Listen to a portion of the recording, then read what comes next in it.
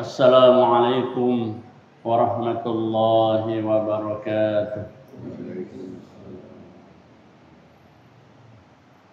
Alhamdulillahi rabbil alamin.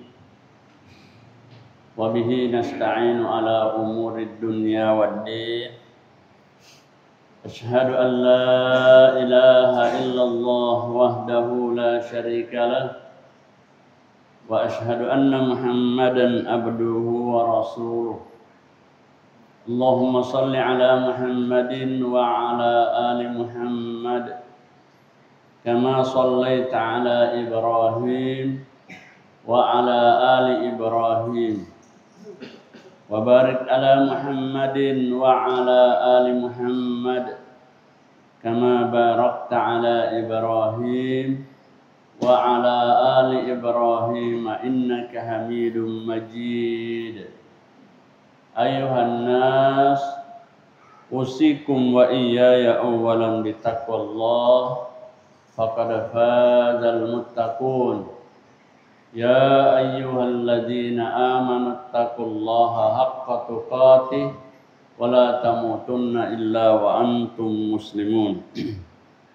Kaum muslimin dan muslimat sedang jamaah subuh rahimani wa rahimakumullah.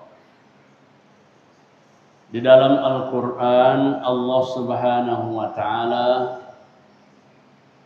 menetapkan salah satu di antara istilah yang dipergunakan untuk hari kemudian atau hari akhirat adalah Yaumul Khusran, hari penyesalan.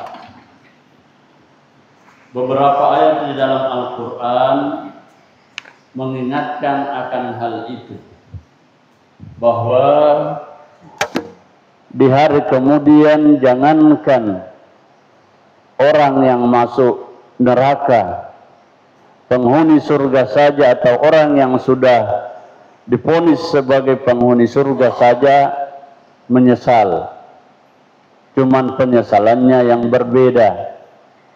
Penyesalan orang-orang atau penghuni neraka adalah menginginkan untuk kembali dan melakukan segala apa yang telah mereka lalaikan, apa yang telah mereka langgar dari aturan-aturan Allah Subhanahu wa taala. Tetapi penduduk surga adalah penyesalannya merupakan sesuatu yang membawa kepada ketidakpuasan. Ketika menyesal melihat yang di atasnya ada orang yang lebih tinggi di atas mereka, atau mendapatkan fasilitas yang jauh lebih bagus dari mereka, lalu kemudian mengetahui kalau fasilitas itu didapatkan di dunia dengan satu amalan tertentu. Disitulah mereka menyesal, kenapa saya tidak melakukan? Kenapa hanya separuhnya saja? Kenapa tidak semuanya? Seperti yang pernah kita sampaikan, ada orang yang menyesal ketika baru melihat atau baru perjalanan sakaratul maut, ketika menjelang ketika kebiasaannya membawa makanan, kemudian mendobel pakaiannya, lalu kemudian membawa air minum. Sesampai di masjid, di depan masjid dia dapatkan orang yang sementara menggigil, ya, termasuk sudah kedinginan dan juga kelaparan. Akhirnya dia pikir, wah ini dia kasih orang tersebut dengan memotongnya. Roti dipotong seperduanya diberikan. Pakaiannya yang double itu dikasih yang paling luar. Yang paling dalam itu yang masih baru, kemudian setengah baru, yang luar itulah yang paling tua. Baru ketika melihat perjalanan menuju sakratnya, di situ Tidak ada yang tahu sebenarnya. Hanya istrinya yang sampaikan. Apa yang ada atau yang diucapkan ketika menjelang matinya hanya mengatakan, kenapa yang tua? Kenapa hanya 1/2? Kenapa ya baru ini? Karena sudah dia lihat bagaimana pahalanya atau balasannya. Ya, 1/2 saja sudah bagaimana? Bagaimana kalau misalnya semuanya? Nah, nanti terungkap setelah Nabi Shallallahu Alaihi Wasallam di suatu subuh mencari-cari. Ada orang yang selalu di pojok, tidak pernah di tengah. Orang itu orang biasa-biasa. Dicari tidak ada. Hanya bertanya, yang di pojok sana itu kemana? Saya tidak tahu juga, ya Rasulullah. Tidak pernah absen, baru subuh ini. Nah, akhirnya bagaimana? Nabi Shallallahu Alaihi Wasallam bertanya, ada yang tahu rumahnya? Ada ya Rasulullah, tetapi itu agak jauh. Ya, akhirnya Nabi mengatakan tidak apa-apa, ayo kita ke sana. Nabi selesai salat subuh, berarti ya ukuran jamnya kurang lebih 5:30. Ya, berjalan menuju rumahnya, Nabi sampai di sana ya kurang lebih perkiraan jam 8. Berarti jauhnya berapa? Itu bisa diperhitungkan, dan itulah salah satu yang menjadi ucapannya, kenapa tidak lebih jauh lagi? Padahal dari 5:30 sampainya jam 8. Sampai di sana, begitu kagetnya Nabi Shallallahu Alaihi Wasallam dengan rombongannya ketika bertanya, di mana Bapak? Oh iya, baru-baru sudah dikuburkan. Ya, Inna lillahi wa inna ilaihi rajiun. Bertanyalah, bagaimana? Dia sakit apa? Sebenarnya dia tidak sakit. Tiba-tiba saja, dia rencana mau salat subuh, tapi ternyata sudah tiba-tiba dan dia pusing, sudah. Cuman ada hal yang menjadi teka-teki. Apa itu? Pertama itu tadi, dia bilang, kenapa hanya sepotong? Kenapa hanya kenapa yang tua? Seharusnya yang baru. Kenapa jaraknya hanya sekian? Seharusnya lebih jauh lagi. Maka Nabi Shallallahu Alaihi Wasallam yang menerangkan, berarti beliau ini telah memberikan dia memberikan kepada seseorang pemberian. Nah, kemudian dia sisa sebagian untuk orang itu yang sangat butuh itu, dan sepotongnya lagi untuk dirinya, persiapan untuk dirinya. Begitu juga yang lain katanya, kenapa bukan yang baru?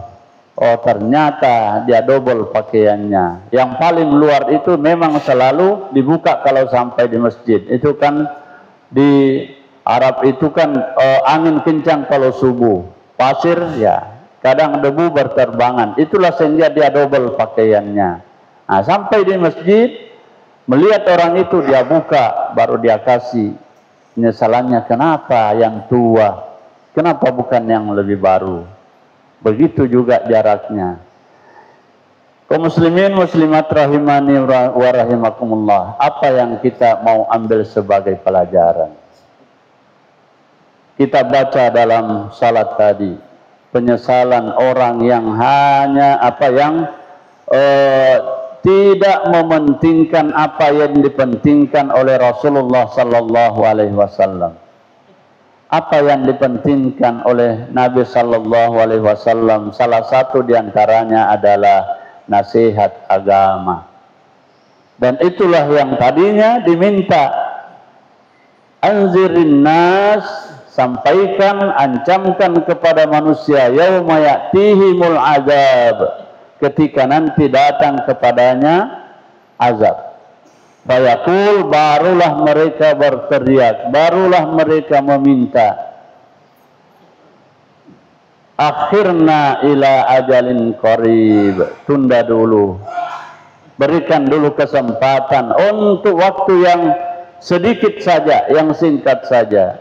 Untuk apa? Nujib da'wataka wa nattabi'ir rusul. Untuk mengikuti dakwah atau nasihat agamamu dan mengikuti contoh dan sunnah Rasulmu. Nah, ini. Apa kata Allah Subhanahu wa taala? Tidak. Awalam takunu aqsamtum min qabl. Bukankah dulu kamu yang bersumpah? Malakum min zawal, kamu tidak akan berubah. Nah, sekarang tidak ada lagi. Kemudian selanjutnya penyesalan ini ya, ada seorang ulama yang bernama Al-Uyainah. Beliau mengatakan bahwa asyaddan nasi khasiratan yaumal qiyamah, sekeras-keras atau paling keras penyesalan seseorang nanti di hari kemudian, salah satu, ada 3 kelompok, ada 3 golongan. Mereka ini siapa? Mereka adalah pernah mendapatkan kesempatan di dunia tetapi tidak memanfaatkannya, dan justru orang lain yang memanfaatkan. Yang pertama adalah rajulun lahu abdun, seseorang yang punya pengaruh, punya kewibawaan, punya anggota banyak, ya kalau istilah kita, punya anggota, punya pengikut, ya. Tetapi anak buahnya, anggotanya itu lebih baik amalnya dari dirinya, ya. Ya mungkin dia hanya suruh anggotanya, kau berbuat baik, kau seperti ini, lakukan seperti ini, tapi dia tidak melakukannya. Maka itu adalah salah satu di antara kelompok atau golongan orang yang paling menyesal. Kenapa? Karena orang yang di bawahnya saja, orang yang dulunya pernah di bawahnya itu akan naik dan menjadi lebih tinggi, lebih mulia dari dirinya. Maka itu penyesalan, kelompok yang menyesal dengan penyesalan yang besar nanti di hari kemudian. Kemudian yang kedua adalah rajulun atahullahu malan, orang yang diberikan kepadanya harta, falam yatasaddaq, dia tidak bersedekah atau kurang bersedekah. Bagaimana? Maka wawarisahu gairahu, hartanya itu menjadi warisan orang yang di belakangnya. Fayatasaddaq, lalu kemudian orang yang menjadi pewaris dari hartanya itu justru lebih banyak atau lebih gemar bersedekah dibanding daripada dirinya. Maka itu adalah kelompok atau golongan kedua yang paling menyesal. Kenapa? Karena punya kesempatan tetapi tidak memanfaatkan, dan orang lain ketika memiliki kesempatan yang sama, orang itu memanfaatkannya. Maka derajatnya di hari kemudian lebih tinggi dibanding daripada dirinya. Yang ketiga, rajulun atahullahul ilm, orang yang diberikan padanya ilmu, walam yantafi'u bih, tidak memberikan manfaat kepada sesama, artinya tidak mengajarkan ilmunya. Yang ada adalah hanya mengetahui ini salah, begini yang benar, tapi tidak mengajarkan, bahkan menjadikan sebagai alat saja untuk menilai sesamanya. Salah itu, tapi dek napawang itu maga tujuh, dek napakuro, tapi dek napawang maga balik mapakuro. Maka orang yang di belakangnya, atau mungkin kalau diistilahkan bahwa juniornya, ya, atau santrinya atau muridnya, ada nanti yang melakukan atau yang memanfaatkannya, mengajarkannya, maka di hari kemudian setelah melihat kelebihan itu ada pada orang yang pernah di bawahnya, lalu kemudian terangkat dia di atasnya, itulah orang yang golongan ketiga yang paling menyesal. Maka Allah Subhanahu wa taala mengingatkan kita sesuai juga apa yang disampaikan oleh Nabi sallallahu alaihi wasallam, di akhir zaman manusia itu menurut istilah Ustaz Zainuddin MZ almarhum, manusia entertain yang sukanya membuat bungkusan-bungkusan, memperindah, mempercantik yang di luar, tidak sampai ke dalam hati. Allah Subhanahu wa taala mengingatkan, rasa takut itu harus dalam hati dan tertanam. Segala yang kita lakukan itu karena kita takut kepada Allah. Takut kalau Allah tidak memuliakan kita, tidak mencintai kita, maka kita rajin untuk beribadah, beramal. Kita melakukan amal bukan kita banggakan, karena tidak mungkin kita melakukan satu amal kalau bukan hidayah dari Allah Subhanahu wa taala. Maka seharusnya ketika kita sudah mampu melakukan sebuah amalan atau amal saleh, kita bersyukur kepada Allah Subhanahu wa taala, karena itu adalah hidayah, dan kesyukuran kita akan menambah besar daripada hidayah yang Allah Subhanahu wa taala telah berikan. Allah Subhanahu wa taala memberikan nasihatnya, la tahsabanna alladzina yafrahuna bima atau, la tahsabanna, janganlah engkau menyangka, janganlah disangka, alladzina yafrahuna bima atau, bahwa akan berbahagia orang-orang yang telah diberikan sesuatu atau mendapatkan kesenangan. Kemudian wa yuhibbuna ayyuhmadu bima lam yaf'alu, senangnya adalah kalau dipuji-puji sekalipun bukan atau tidak mereka lakukan. Ya. Jadi maksud ayat mulia ini adalah jaga kondisi jiwa, jaga kondisi hati, bahwa jangan sampai kita ini mengharapkan sesuatu pujian menutupi kekurangan kita, lalu kemudian memperlihatkan kebaikan-kebaikan kita di mata manusia, karena itu adalah kerugian besar. Nabi sallallahu alaihi wasallam mengajarkan kepada umatnya, kepada sahabatnya, bagaimana tentang amal salehmu jangan engkau pernah ingat-ingat, tetapi tentang dosamu, kesalahanmu kepada orang lain jangan engkau pernah lupakan. Apa maksud dari atau makna dari semua ini? Itu adalah semakna dengan firman Allah Subhanahu wa taala, ya, wala tahsabannahum bimafazatin minal azab, jangan kalian mengira mereka akan selamat dari azab. Dia menyembunyikan kekurangannya, menonjolkan kekurangan orang lain. Kenapa banyak orang menampakkan, memunculkan kekurangan orang lain? Sebenarnya dia menyembunyikan kekurangannya. Kenapa banyak orang yang tidak tahu pandai menghargai kesuksesan atau kebaikan orang lain? Karena mereka merasa dirinya lebih baik daripada orang lain. Maka kata Allah Subhanahu wa taala, la tahsabanna alladzina yafrahuna bima atau wa yuhibbuna an yahmadu bima lam yaf'alu.